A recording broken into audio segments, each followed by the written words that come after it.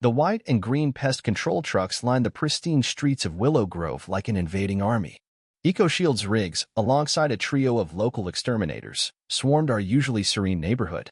The hum of spray equipment and the sharp tang of insecticides hung heavy as technicians in hazmat suits marched from house to house. From my porch, cradling a mug of chamomile tea, I watched the chaos unfold with a knot in my stomach.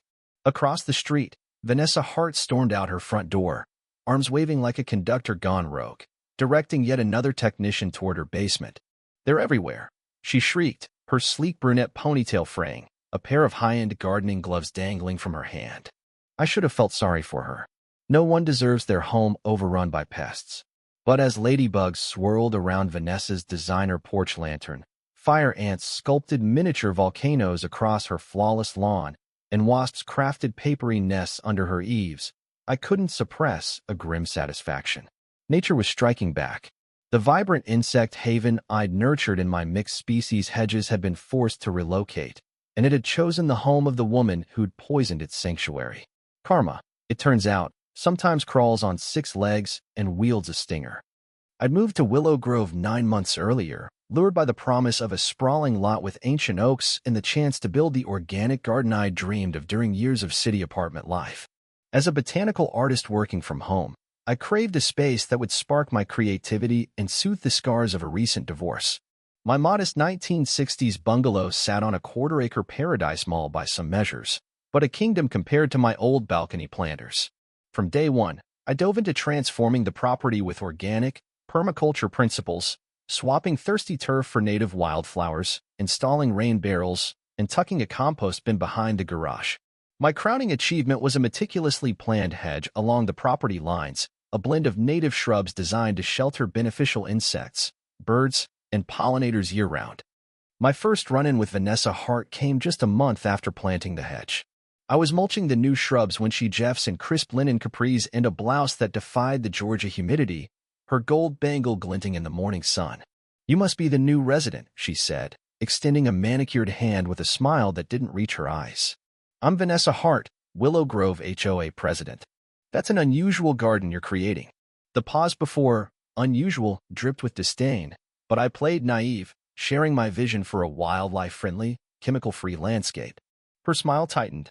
"While we value eco-consciousness, Willow Grove has standards. I trust you've reviewed our guidelines." I had. The 50-page HOA rulebook demanded neat, aesthetically pleasing front yards but didn't ban native plants or hedges, only requiring lawns be mowed and shrubs kept under 6 feet.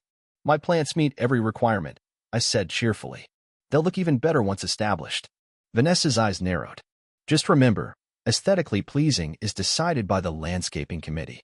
I chair it, and we take complaints about untidy yards seriously." As she strutted back to her showcase of imported roses and a lawn that guzzled water and chemicals, I saw beauty, but the kind that belonged in a glossy magazine, not an ecosystem. Over the next months, my hedge flourished. Serviceberry and elderberry bloomed, drawing native bees. Beautyberry and viburnum bore fruit for songbirds. Lacewings, ladybugs, and paper wasps thrived, naturally controlling aphids, scale, and caterpillars. It was a living masterpiece of balance. But to Vanessa, it was a violation. The first HOA notice hit my door a day after I caught her snapping photos of my yard from the sidewalk. Overgrown vegetation harboring pest insects must be pruned and treated with approved insecticides within 7 days. I called the HOA office, explaining the hedge was barely 3 feet tall, and its pests were beneficial predators. The manager, parroting a script, insisted the committee Vanessa's committee deemed it non-compliant due to stinging insects. I countered that paper wasps were docile and less provoked, eating caterpillars that would otherwise ravage gardens. No dice. Section 12.4 of the guidelines vaguely required pest control to prevent nuisances. My insects were the opposite, but Vanessa's word was law. I tried diplomacy. I printed pamphlets with vivid illustrations of my hedge's beneficial species, hosted a garden tour, and won allies. Jake, the neighborhood's landscaper, admitted Vanessa's chemical regimen was failing as pests grew resistant. "We're on a treadmill," he said. "Spray stronger, kill the good bugs, repeat." Dr. Clara Reed, a university entomologist, visited after seeing my pamphlet, marveling at the hedge's biodiversity. "This is a predator reservoir," she said, snapping photos of a lacewing. It could stabilize the whole neighborhood's pest issues. Vanessa wasn't swayed. When she saw Dr. Reed in my yard, she stormed over. Here to fix the infestation, she snapped. Dr. Reed, barely hiding a smirk, explained the Hedges' role in integrated pest management. Vanessa scoffed. We have professionals for that. Standards matter. The notices kept coming, each harsher. Unsightly, health hazard, then a threat of $100 daily fines unless I nuked the hedge with chemicals. I was gearing up for an HOA appeal when nature delivered a darker verdict. One May morning, I found wilted elderberry leaves dusted with a powdery residue. My security footage revealed the culprit. At 2 a.m., a hooded figure, Vanessa's unmistakable silhouette and ponytail sprayed my hedge.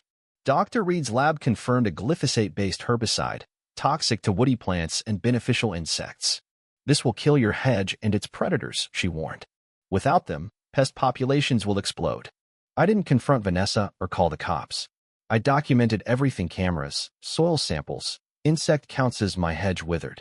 Ladybugs vanished, wasp nests emptied, and aphids surged, coating roses and crepe myrtles in sticky honeydew. Caterpillars, unchecked by wasps, stripped ornamental trees. Fire ants, once kept in check by my hedge's native ants, erupted, their mounds cratering lawns and driveways. Vanessa's yard became their epicenter. A dozen mounds scarred her lawn, aphids choked her roses, and ants marched in relentless waves. As Willow Grove reeled, I rebuilt. I replanted native shrubs, set back from the property line, and added raised beds with herbs to lure back beneficials. Meanwhile, the neighborhood descended into chaos. Wasps nested under eaves, bees invaded dryer vents, ants breached kitchens. Pest control bills topped $30,000 with no end in sight. Vanessa led the charge, ordering her yard doused in chemicals. I don't care about cost. I overheard her tell a technician, spray everything. Dr. Reed, visiting to monitor my recovery, shook her head. This kills any remaining predators and barely dents the pests. It's a death spiral. The breaking point came at an emergency HOA meeting.